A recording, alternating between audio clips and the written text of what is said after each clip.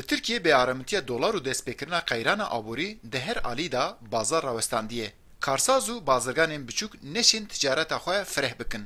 Di jî karê rûtîn karê ku li ser dolar dimeşe prêwan hatiye rawestandin.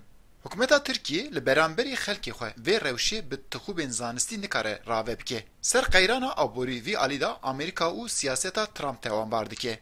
Lê aborînesên Tirkiye wek hikûmetê nafikirin û dibêjin ev qeyrana aborî bi tweetê Trump têk neçûye. Ev qeyran qeyraneka dîrokî û siyasî ye. Nivîskaro aborînas doçent doktor Fikret Başkaya qeyrana Tirkiye qeyraneka bingehîn dibîne û dibêje Tirkiye li beramberî gelên xwe neşê rewşê salix bide.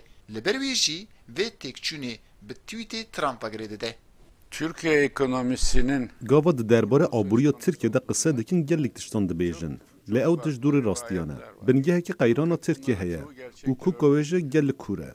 Çi dibêjin? Dibêjin ku Trump ev kiriye. Tweeta vetiye û dijminên derve dixwazin aboriya me têgibe bibin. Evane hemû direvin. Bi tweeteke an jî bi daxuyaniyekê aborî têgibe naçe. Salan li Tirkiye bêçareseriya Kêşa Kurd bandoreka mezin li ser aborî û siyaseta Tirkiye kiriye. Aborînas Nurettin Sönmez di vê qeyrana aborî da sedema herî giring arîşa Kurd nîşan dide.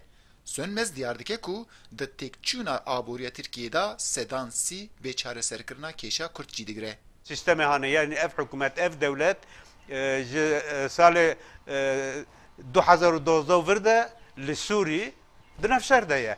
Şerki ve şartı deye. Dinafşerki ve şartı deye. Canna aşkera dike, canna ve şartı deye.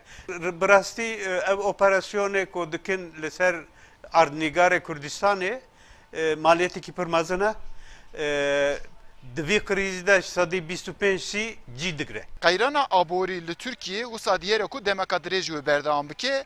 Tirkiye vî alî da welatên der wek mîna Amerîkayê tewanbar nîşan dide, bes aborînas bi vî şêwazî nabêjin. Dibêjin ku qeyrana Tirkiye qeyraneka bingehîn e, ne ya rojekî an jî çend roja ye. Qeyraneka siyasî ye û qeyraneka giştî ye. Ji bo wî jî demeka Kurd wê çareser nebe. Eyüp Demir, Dengê Amerika, Ankara.